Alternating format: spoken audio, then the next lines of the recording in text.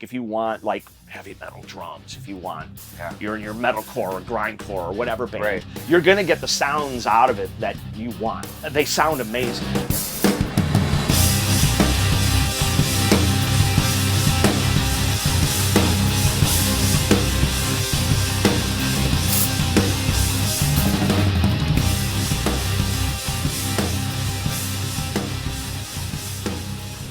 Matt, pleasure to meet you. Thank you for having us on your bus, you. man. Appreciate it, man. So, welcome to the illustrious tour bus. It's a beautiful bus. It is. So you know, Alisis is what has brought us together today. Give me a bit of background between you and Alisis. Where did you guys? Where did you first learn about the brand? Where did you link up? How do we get here? I mean, going way back, I'm a lover of electronic music. So even through the 80s and 90s, I've had various comings and goings with friends doing electronic projects. So I'm very familiar with Alisis as far as synthesizers and things like that. Okay. Moving forward, touring, playing drums in a hard rock band. So in the studio, I've always used triggers to some point, usually reproducing acoustic sounds, things that we could have a greater control over in the studio. Mm-hmm. But trying to bring that to stage was always a challenge. And a couple years ago, when we first started touring again on these reunions, I had a drum tech, Daniel Fox, who knew Christian, and mentioned about his work with Marilyn Manson and said, "Hey, I've got this cool bro from Alisis, and maybe I'll introduce you." And I was like, "Yeah." yes. And so one thing led to another. Yeah. And from there we started a conversation and we end up here. Yeah. It's interesting. When I started working with Alisis, I was skeptical of whether or not metal and rock drummers would be using electronics. Yeah, right? For sure. It seems like such an aggressive, organic, sort of an old school, primitive, these genres of music. Yeah. That the interest in electronics from metal and rock drummers kind of surprised me. I'm coming from a different angle as opposed to a lot of the drummers that have come up over the past like 15, 20 years that we've started seeing more electronic use. Mm-hmm. And I would see like Korn, with samples and loops. King Crimson, Pat Mastelotto, a lot of that always intrigued me, but I never really thought, because Mudvayne we're a bar band, right? We're a bar band. No tape, no click track, no nothing. We get up, it's a live thing. And so I never really saw it in terms of bringing, that element to our live show.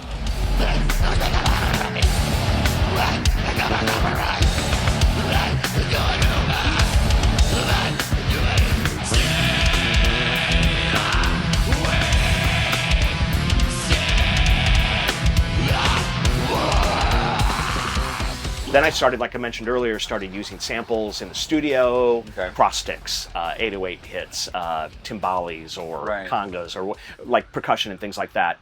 And that was like, how do I bring that to stage? And it just became obvious. I mean, as the technology has gotten better and more ubiquitous and more accessible, now I don't even see playing our songs without it, really. Right. Honestly. Yeah. That's essential. Yeah. Absolutely. Yeah. Really cool. And so that would be my next question. In what ways are you specifically using Alisis gear to solve problems on stage? Sure.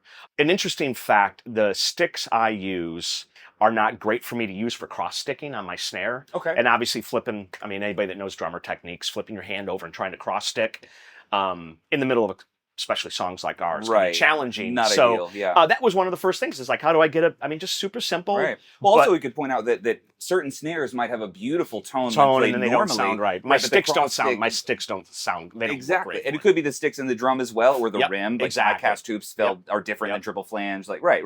Valid point. So that was one of the first things is, hey, let's get an ideal cross-stick sound. Mm-hmm. And I've done that in the studio on pretty much all of interesting. At least, that's such a simple, but you don't even think about it. Yeah, but it makes perfect sense talking it out now. Yeah. And obviously having a sample, it's reproducible. You have a lot of control over it. You get the exact sound you want. Like you said, like, I want those hoops. I want that shell. I want this tone. 17% reverb. Yeah. The options that are open. Exactly. So that was one of the, and then obviously your brain opens up and it's like, what else can I do?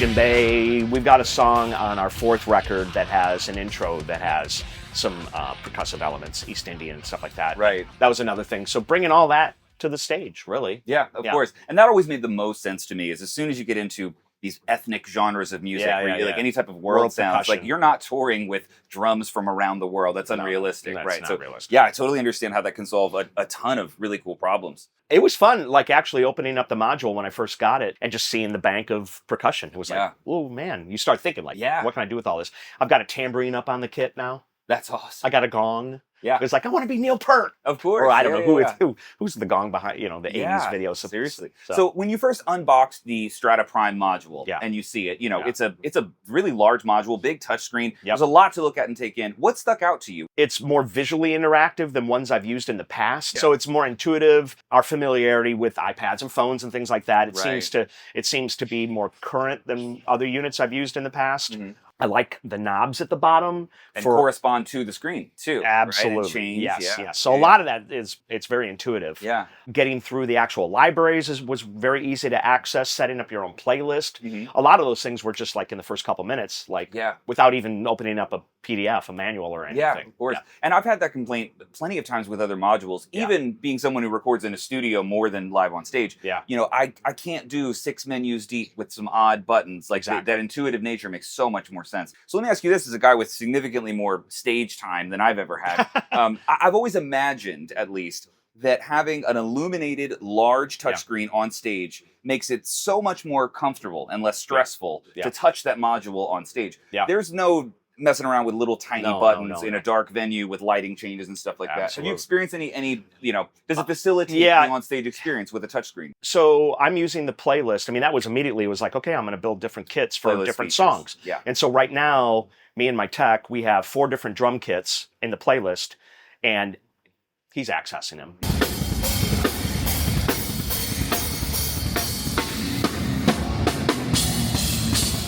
Right over and boop, and no issues. Yeah. And the visual, the impact of it and being able to see everything clearly, he's able to just go through and give me different kits. It's super easy.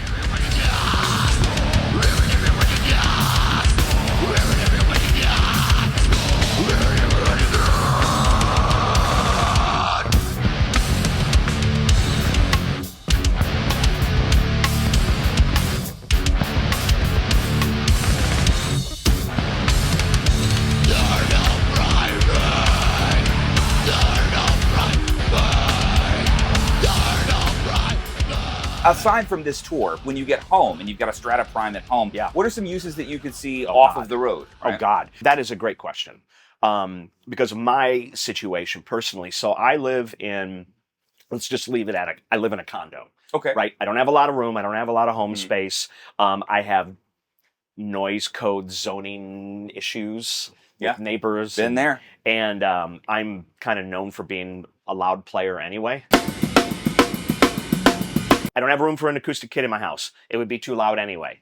Okay. Yeah. So problem number one. Yeah, exactly. So having an electronic kit that I have complete control over, all level, everything, headphones, all that, at home for my rehearsals it's not a luxury. It's an actual necessity.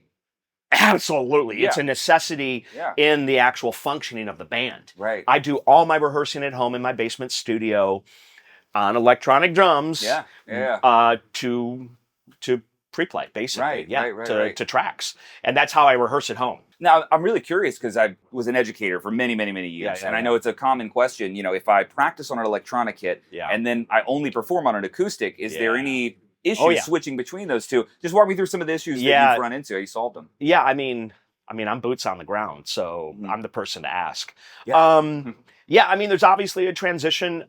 It's really cool to see, like with Alisis's pads, there's rims, there are tension rods. It looks like a drum. It plays the head. Right. But the point is, even aesthetically in your mind, being a drummer and seeing your kit, it looks like a kit and it plays like a kit and it feels like a kit. So in the past, some of those concerns going to an acoustic kit would be definitely challenging. And just muscle memory, the way your body feels. I feel like for me, I usually take a 2-day transition after, if I'm home for a couple months. Right. I usually I come in before the band for 2 days. I have 2 rehearsals on my own, and it's just whoop, right back. But I tell you what, having a reproduction and being able to like, I have a lot of cymbals on my kit. I don't know how familiar you are with my kit, but I've got a lot of cymbals. It's kind of goofy, but I have a philosophy behind it. But having for muscle memory and writing and like transitions in songs, it dramatically helps to have a reproduction and be able to focus on those things at home to come to my acoustic kit. So the transition is not, if someone was thinking it would be like too challenging to get over, it's not. Right. And like you said, you're the guy to ask. Yeah, I think honestly too, you know, playing on different instruments like that, I think it makes me a better drummer. Honestly, it increases your versatility at the very least. You can be comfortable in all these different setups. Absolutely. Yeah. So I'm curious, just because you can so directly speak to rock and metal drummers who are up and coming, and maybe they're in a similar situation. They want to tour in a metal band, but live in a condo, live in an apartment. Exactly. For anybody that's on the fence about going electronic, whether implementing it into a hybrid setup on stage and touring with it, just playing or just that practice kit at home, or just in general, you know, what can you say to those kind of younger drummers who are like, maybe electronics are for me, maybe they aren't? Sure. As a guy who uses them like crazy, you know, like what would you say to people like that? Well, I mean, one of the first things that comes to mind is if you're not familiar with like the sample libraries, the actual module libraries, BFD, which you guys use. I'm familiar, going back to like my electronic history, I've used F expansion products for almost 20 years. Right. I've used BFD for sample replacement. Yeah, your don't strike me as new to this world at all. Yeah. No. For drum programming, things like that I've used before. Yeah. I would say to like people that have had questions about it, first off, they sound amazing. Yeah. And, you know, like if you That's why we made them. Yeah, exactly. You know? And I mean, like if you want like heavy metal drums, if you want you're in your metalcore or grindcore or whatever band, you're going to get the sounds out of it that you want. Yeah. You're going to get clicky, high impact. There are BFD sounds built into the Prime module that you could spend 3 days trying to solve for in your own studio. Or you can click a button on a touch screen and like someone did it for you. It's what you're buying. One of the first things I did, this is kind of a side note, but interesting. My front of house guy's looking at me when we were in rehearsals. He's like, I like that snare, but you know, it's a little bulky in the mid range. Obviously, they're flatlined EQ'd, so you can do whatever engineering you want. I was like, okay, preset EQ, doop, doop, doop, and I just did. I'm doing all the EQing on for all my snares. Like tonight, when you film me, I'm doing all the EQing on the snares that I'm sending in front of house on my monitoring. Right. You have super access to programming the sounds, to going as deep as you want. You basically have a DAW with a multi-core processor inside of your module. Right. So you're mixing to your EQ preferences. And I imagine sound guys are grateful for that. Like, oh, Dan, your snare sounds incredible. Like, I don't have to mess with it. It's super easy. Yep. Yeah. Well, man, I'm so looking forward to seeing you play tonight. We're definitely going to get some footage on there. We'll talk about your rig and everything. But thank you so much for sitting down for a bit, man. I appreciate it. It's a pleasure. Thank you.